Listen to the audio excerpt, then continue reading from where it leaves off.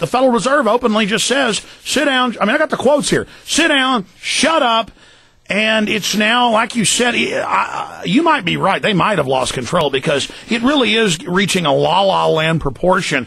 And then now they're recalling brigades from Iraq, which we knew they were gearing up for. But, I mean, see, well, how did they know the eventuality of the collapse of the economy then to have troops for that? As they say for economic collapse and dealing with Americans. And it says, you know, they hope they won't have to shoot us. That's in the Army Times. We hope. I mean, they're now the Army Times is saying, we hope we don't have to shoot you. I mean, they're really, I guess because they have to be brazen and out in the open, so the troops go, well, it's in the Army Times. I mean, you know, I guess. Well, there's the flip side to that.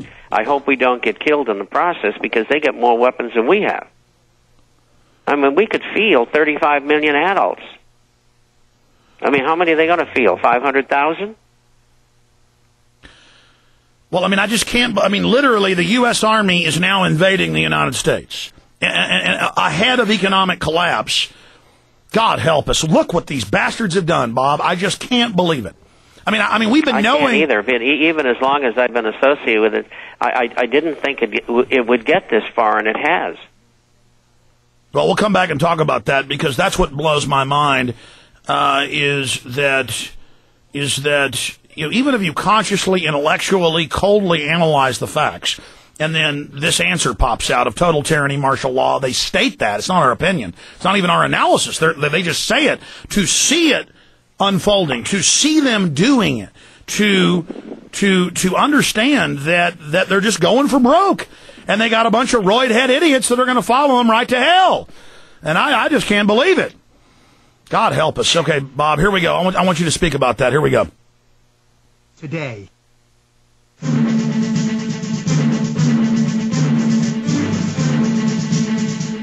Yeah, we've known this was coming for a long time, that it's all public, government documents declassified, martial law, tyranny, breaking up families, forced inoculations, people living in communal skyscrapers under police control. That's the plan.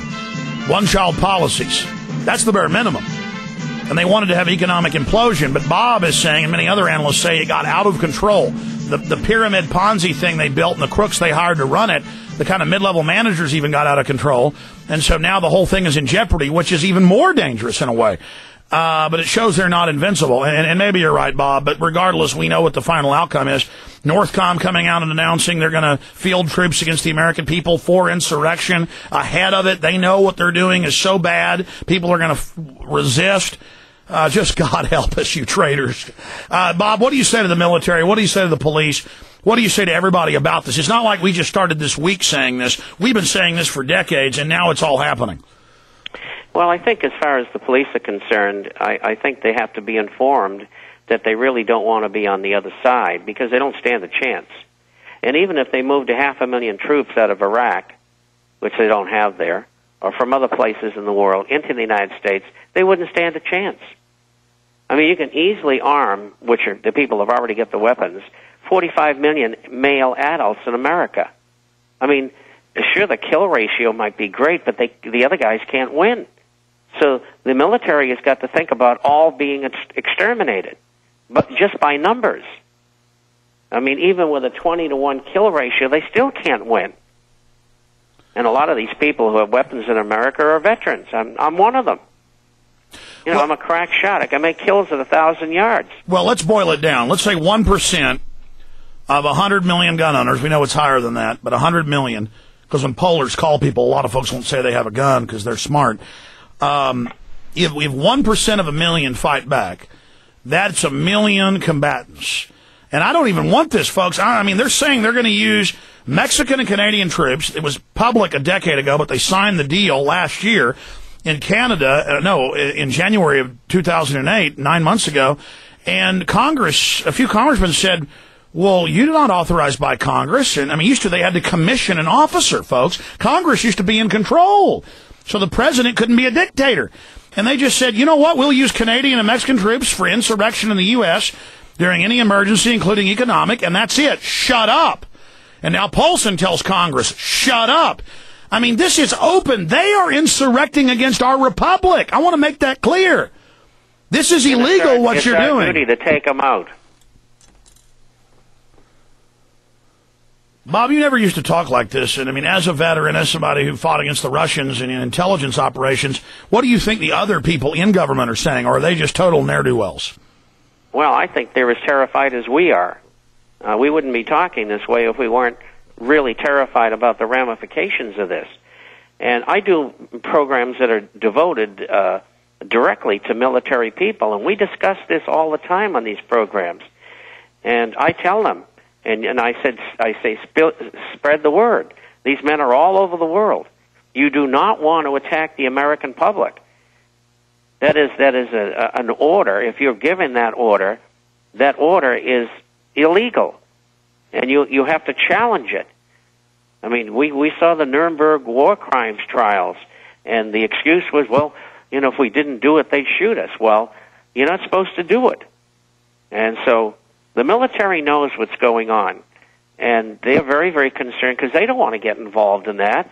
They're there to defend America, not to police Americans or shoot them, and they're good people. And I don't know what this is going to come to, but I do know this. If it comes to that, the people will win. They'll pay a terrible price. Well, I'll tell you what's going to happen, Bob. And government will be wiped out. Yeah, I want you to get more into what this will come to in a moment, and then back into gold in the final segment coming up. But right now, the problem is they will have provocateurs who they allow to escape attack military groups on video to then demonize anyone resisting the troops. They're also training, like you do with dog training, when you train a dog to attack, on dummies. And they're saying they're going to fight crime, fight terror, fight rioters, and help with the jaws of life get people out of cars. And it says they're just going to show up and the military is going to do it as kind of a PR thing. So they're going to phase this in with PSYOP. But I still don't think that's going to work, Bob. But, I mean, you get the angle I'm going with here? Yes, I do. And one of the reasons it's not going to work is because of your program and programs like yours that are discussing this in the air. Both sides of the situation, why we don't want it to happen, but why it probably or might happen, and what to do under those circumstances. This is what democracy is about. You're not going to get it, of course, on the major media, but by the fact that we're discussing this is extraordinarily important.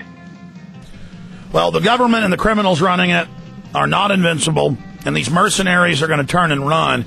And yes, folks, it's a serious probability this is going to happen. We're going to skip this segment, too. Okay, Bob, I'm going to keep you till about 40 after. Right now, continue getting into what I interrupted there with what you're saying, how this will unfold if it does go into a shooting war, some of the different scenarios. Well, it's been a long time since I was in the military. But, you'll have a false flag sort of thing. And like you said, they will perform attacks on troops and things like that. But I think perhaps because there's so much going on, I think we got to slide back into the economy. I think that the people have heard enough here about those sort of things. We know, we've discussed them before. Okay, well, if we've got 3 of the big 5 banks, brokerage firms going under. We've got hundreds of billions a day being pumped in. With interest on the American people's backs, trillions total. We have all of this stuff unfolding. Then let's talk about, you're saying 2-3 years till this really goes into depression. Are you saying a depression's 100% now? In all probability, it is 100%. It was guess and projection, based upon what we saw fundamentally economically and financially as well. Is this not worsening? From your projection or your forecast, this deepened quicker than most people thought. This is definitely catastrophic, is it not? I know you're saying it'll take a while to unfold and extrapolate and unwind, but